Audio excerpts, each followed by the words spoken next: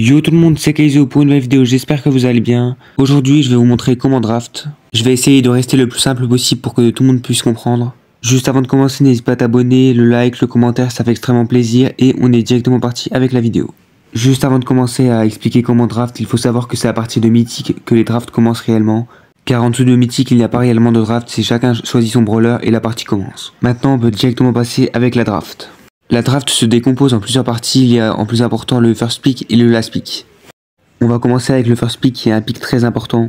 Tout d'abord, quand vous avez le first pick, vous devez opérativement ne pas ban les brawlers les plus méta de la map. Par exemple, ici on est sur cachette secrète. Les brawlers les plus méta de cette map sont Bonnie, Jean, Mandy et pourquoi pas Grey dans certains cas. Donc voilà, vous évitez de les ban, comme ça vous pouvez les jouer directement. Les brawlers méta, c'est-à-dire les meilleurs brawlers actuellement, ont très peu de counter, c'est pour ça que vous devez les prendre. Juste avant de passer au second pick, si vous n'avez pas le first pick, vous devez ban opérativement les meilleurs brawlers de la map actuellement pour éviter aux adversaires d'avoir de grandes chances de gagner car la draft représente environ 80% de la game. Maintenant qu'on a vu le first pick, on passe au second pick.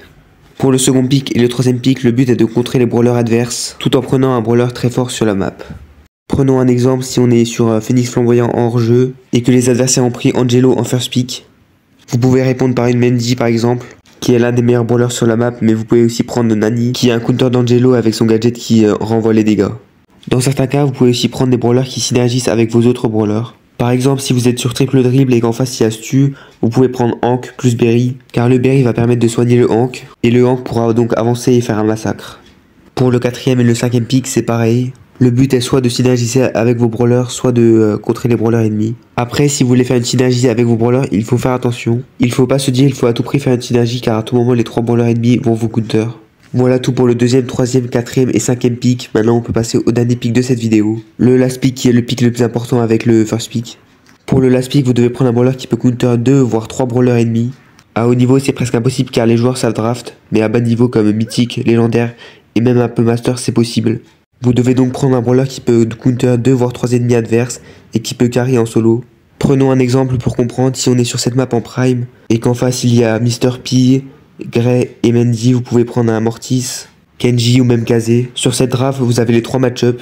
En plus sur cette draft vous avez le brawler qui carry, c'est-à-dire que vous avez la win condition de l'équipe. Vous avez la victoire entre vos mains, donc si vous perdez c'est un peu de votre faute, même si des fois je peux comprendre que c'est vos randoms qui vous gâchent toute la game. Donc le conseil c'est que vous devez prendre un brawler qui puisse carry la game, parce que c'est pas avec un Gus que vous allez carry la game. Le Gus est très fort surtout en first pick, mais si vous voulez vraiment gagner la game, je vous conseille de prendre un brawler où vous pouvez 1v3 vos adversaires, comme du Kazé, Kit, Kenji et même Charlie. Maintenant qu'on a vu comment draft, on va faire quelques entraînements.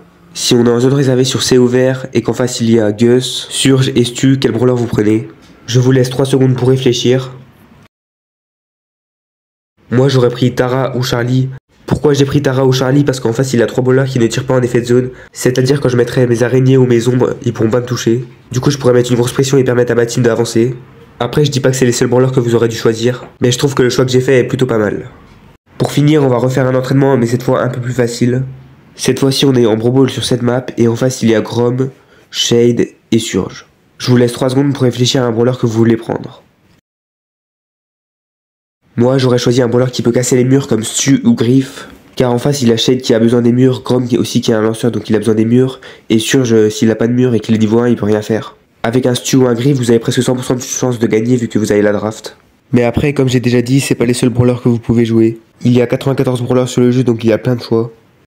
C'est la fin de la vidéo, j'espère qu'elle vous aura plu, n'oubliez pas le like, le commentaire, l'abonnement ça fait extrêmement plaisir, et moi je vous dis à la prochaine, c'était Kaizo.